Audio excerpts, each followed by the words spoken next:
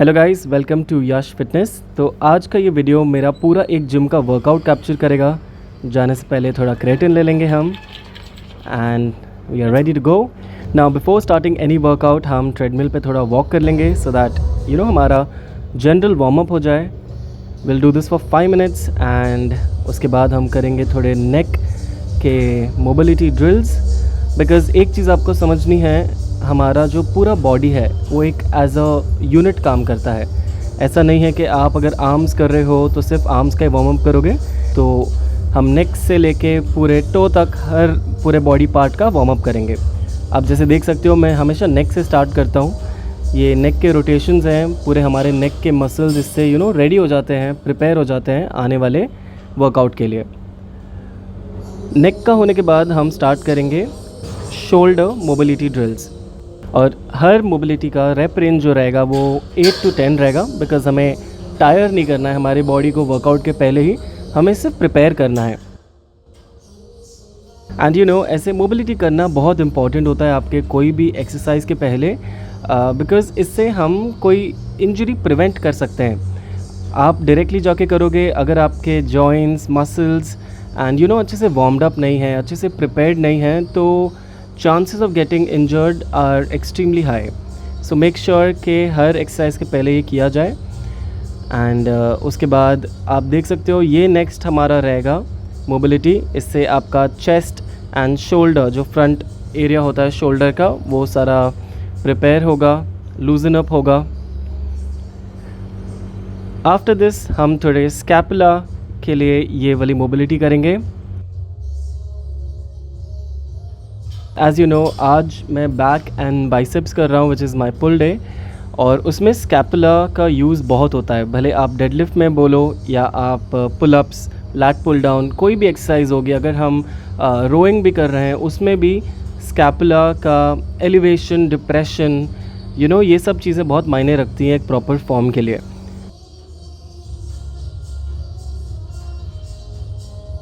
हम रिस्ट के लिए भी ये करेंगे, wrist rotations. And once we are done with this, फिर हम स्टार्ट करेंगे शोल्डर डिसलोकेशन। ये एक्सरसाइज भी आपके शोल्डर के लिए है बिकॉज एज़ हमारे आर्म्स ओवरऑल बहुत यूज़ होंगे हुक करने के लिए वेट या पुल करने के लिए। सो ये एक बहुत अच्छी एक्सरसाइज है। अगर किसी को शोल्डर स्टिफनेस होती है तो वो ये वाला मोबिलिटी ट्राई ज़रूर कर सकता है, इससे बहुत हेल्प होगी आपकी। Now once you are done with that, हम लोअर बॉडी के लिए लेग स्विंग्स करेंगे। ये आपके हिप जॉइंट को प्रिपेयर करेगा पूरा। आप देख सकते हो, अगेन याद रखो कि 8 to 10 रेप्स ही रखना है हमें। एंड मेक श्योर कि आपका जो नी है वो एकदम लॉक्ड रहे, बिकॉज हम नी का वार्म अप नहीं कर रहे हैं, हिप जॉइंट का कर रहे हैं।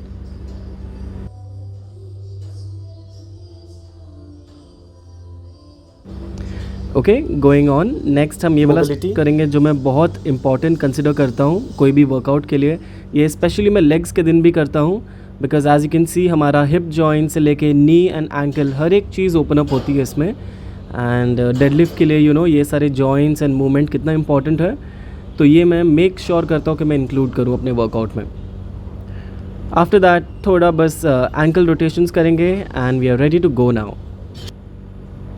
नाउ सबसे पहले मैं स्टार्ट करता हूँ डेडलिफ्ट से। एंड ये एक वार्म अप सेट है। तो आपको भी हमेशा जब भी फर्स्ट एक्सरसाइज होगी आपको एक वार्म अप सेट करना है एंड उसके बाद हम अपना एक्चुअल जो सेट्स हैं वो स्टार्ट करेंगे। नाउ डेडलिफ्ट मैं सबसे पहले क्यों लेता हूँ, बिकॉज़ इसमें हमारी जो एनर्जी एक्सपेंडिचर है वो बहुत ज़्यादा होती है। ओके, एंड ये मेरा पहला सेट है। कोर टाइट रख के, बैक एकदम टाइट करके हम ऐसे अपने रेप्स लगाएंगे। That's my first set.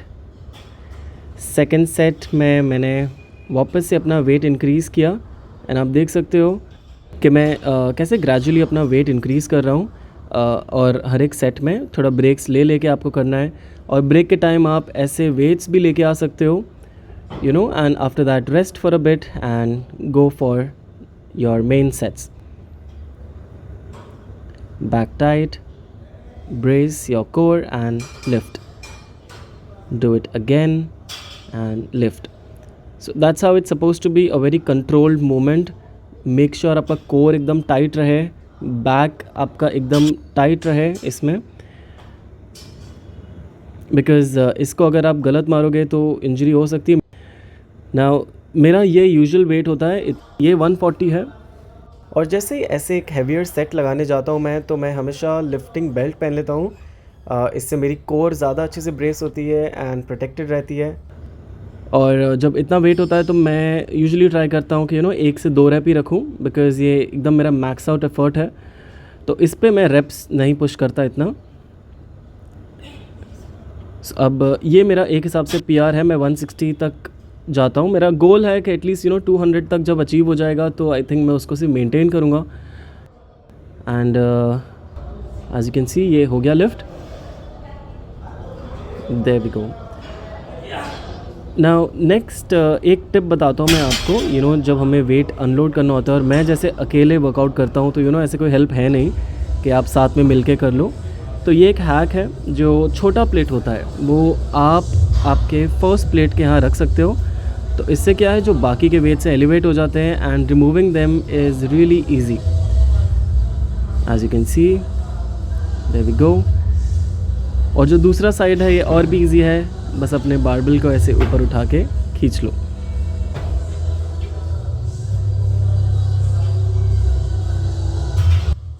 Next जो मैं एक्सरसाइज कर रहा हूँ वो है पुलअप्स। ओके, इसके बदले में आप लैट पुल डाउन भी कर सकते हो।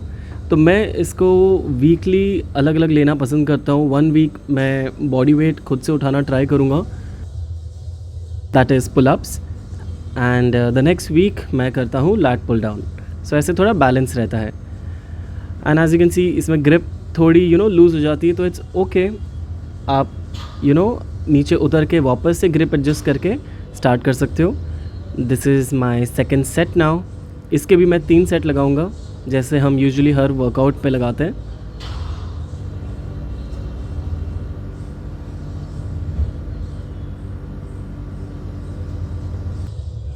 मेरा जो चॉक पाउडर है वो भी ख़त्म हो गया था, तो ग्रिपिंग के लिए थोड़ा सा डिफ़िकल्टी हो रहा था, बट समहाउ हो ही गया मैनेज। और जब भी आप ऐसे पुलअप्स कर रहे हो, मेक श्योर कि पहले हम हमारे जो स्कैपुला है उसको पहले हम बार को पकड़ के डिप्रेस करेंगे। ओके, आफ्टर दैट आप पुलअप करना स्टार्ट करोगे।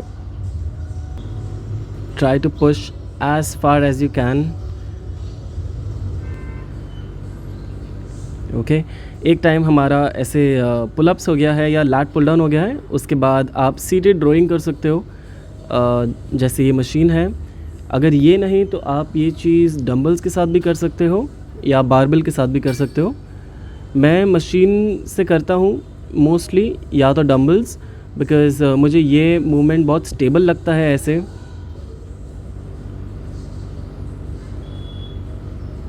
सो ये करने के भी पहले हम हमेशा मेक श्योर करेंगे जो हमारे स्कैपुला हैं पीछे, शोल्डर ब्लेड्स जिसको बोलते हैं, उसको हम पहले रिट्रैक्ट करेंगे पीछे एंड फिर पुल करेंगे।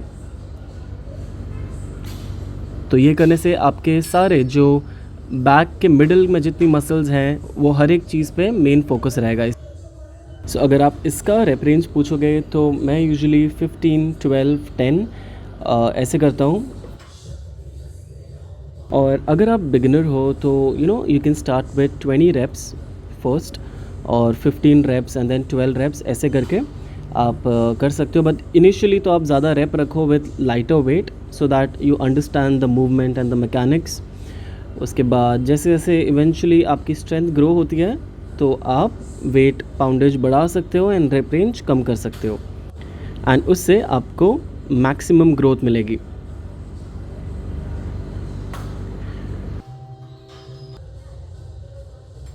Okay, now we are done with 3 sets. अब मैं 2 सेट्स लगाऊंगा सिंगल हैंड रोइंग का। Now this is important because इससे हमको इक्वल डेवलपमेंट मिलती है। आप अगर ऐसे यूजुअली देखोगे तो हम जब भी रोइंग कर रहे हैं, अगर आप डंबल से कर रहे हो तो फिर ठीक है, तब तो इक्वल डेवलपमेंट मिलेगी। बट अगर आप बारबेल यूज़ कर रहे हो या जैसे मैं मशीन यूज़ कर रहा था एंड एक हैंडल यूज़ कर रहा था जहाँ मेरे दोनों हैंड्स इन्वॉल्व हैं, तो उसमें सिमेट्री मिलना थोड़ा कभी कभी प्रॉब्लम दे सकता है। तो आई मेक श्योर कि मैं ऐसा एक मोमेंट रखूं जहाँ पे मैं सिंगल साइड भी ट्रेन कर रहा हूँ ताकि डेवलपमेंट सही हो, स्ट्रेंथ जो है मेरी वो दोनों इक्वल रहे और मुझे सबसे ज़्यादा बेनिफिट मिले। Now as you can see इस मोमेंट का भी जो फॉर्म है वो एकदम सेम रहेगा जैसे हम सीधे ड्राइंग में करते हैं। आपका जो बैक है वो अपराइट रहता है, आपके जो स्कैपुला हैं वो रिट्रैक्टेड रहेंगे मूवमेंट के पहले, and you just got a pull and same tempo में आपको करना है, ना ज़्यादा स्पीड ना ज़्यादा स्लो। जस्ट मेक श्योर कि आप उसको जो आपकी मसल्स हैं उसको प्रॉपरली कॉन्ट्रैक्ट कर रहे हैं। Now we will repeat the same thing for our other hand as well.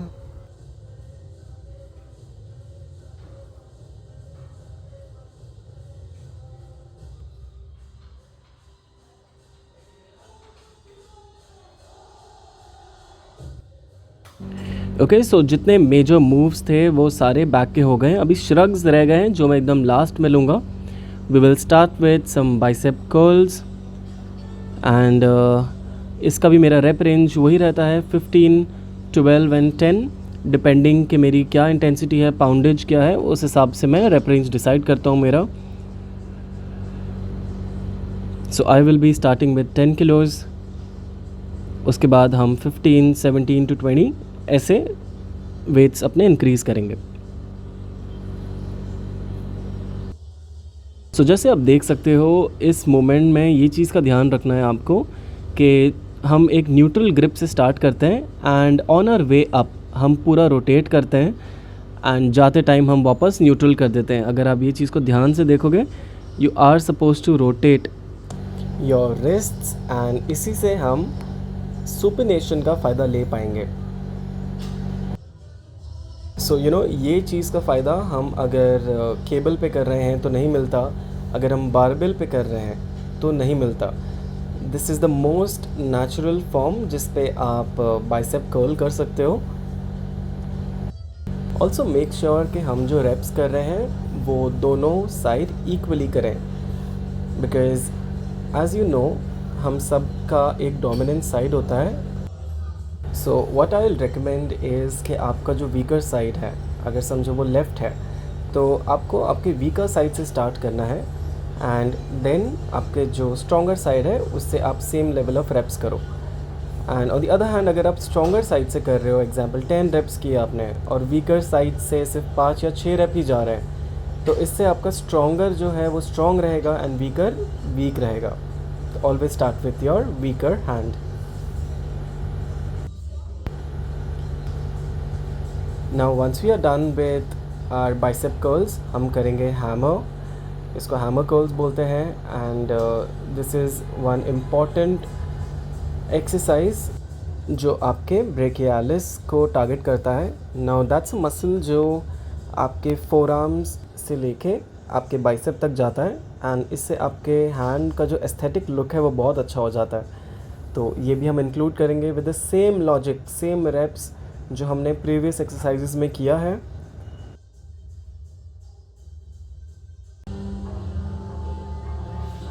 Alright, once we are done with our hammer curls, next है हमारा रिवर्स कर्ल्स एंड ये हमारे ब्रेकियोरेडियालिस मसल को टारगेट करेगा जो हमारे फोर आर्म्स के यहाँ ज़्यादा डोमिनेंट होता है। So this is again a very nice exercise if you want thick forearms. So इसके भी मैं 3 सेट करता हूँ केबल पे and this is an amazing exercise. बहुत अच्छा पंप एंड टेंशन फील होता है आपके बाइसेप एरिया में, फोर आर्म्स एरिया में।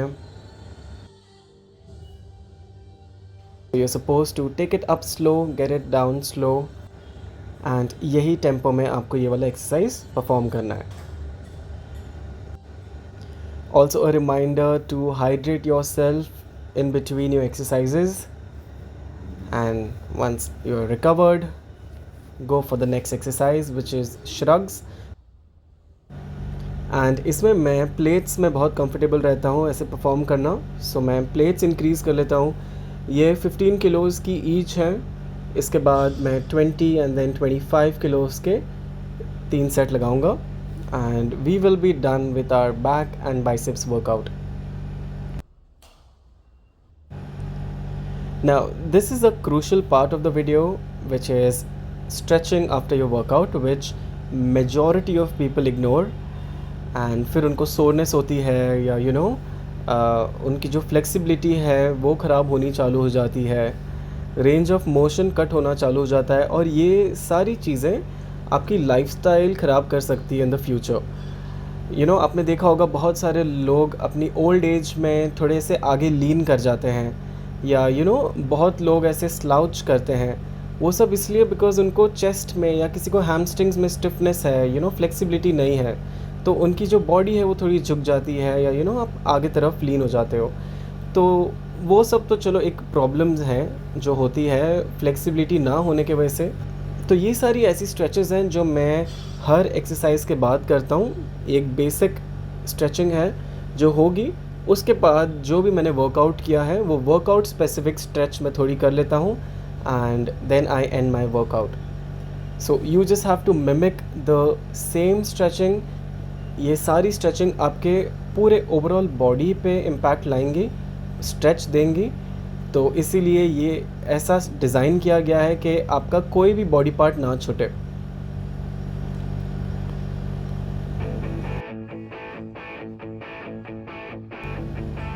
तो इसका भी जो स्ट्रेच का ड्यूरेशन होगा वो आप 10 to 15, और अगर आप कंफर्टेबल हो तो 20 to 30 सेकेंड्स भी होल्ड कर सकते हो to get that nice stretch.